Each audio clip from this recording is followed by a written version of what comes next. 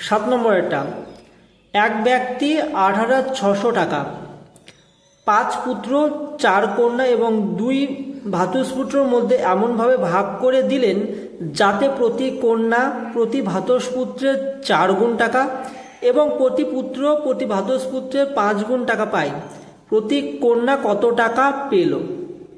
এখানে দেওয়া কি আছে, 5 জন আছে পুত্র, ঠিক আছে, কন্যা আছে কজন, 4 জন, আর 2 জন আছে কত, ভ্রাতুষ্পুত্র বা ভাইপো আছে, ঠিক আছে। তো আমরা এটা সংক্ষেপে এটা করে নিই।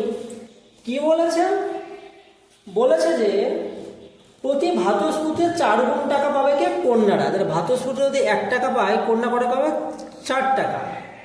আবার প্রতি পুত্র ভ্রাতুষ্পুত্রের 5 গুণ টাকা পায়, মানে ভ্রাতুষ্পুত্র যদি 1 টাকা পায় তাহলে পুত্র হবে কত, 5 টাকা।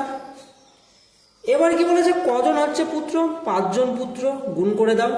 কজন কন্যা, 4 জন কন্যা, গুণ করো। কজন ভ্রাতুষ্পুত্র, 2 জন, গুণ করে দাও। 5 5 25, 4 4 16, 2 যোগ করো। এগুলো আনুপাতিক সমাহার আমরা বের করছি, তাহলে যোগ করলে কত হয়, 6 5 11 আর 2 13 3, হাতে থাকলো 1, 2 আর 1 3 আর 1 4, 43 হলো। কত টাকা পাবে, 8,600 টাকা ভাগ হয়েছে। কারটা বের করবো, কন্যারটা বের করবো। প্রতি কন্যা কত টাকা করে পেয়েছে, তাহলে কন্যা কত, 16 ইন্টু 16/43, কাটাকাটি করো। 43 দোকানে হচ্ছে 86, তাহলে 16 দোকানে 32, তাহলে টোটাল কন্যা পেলো 32 টাকা। তাহলে একজন কন্যা কত পাবে, 4 দিয়ে ভাগ করতে হবে, করো 4 8 32 সমান 800 টাকা।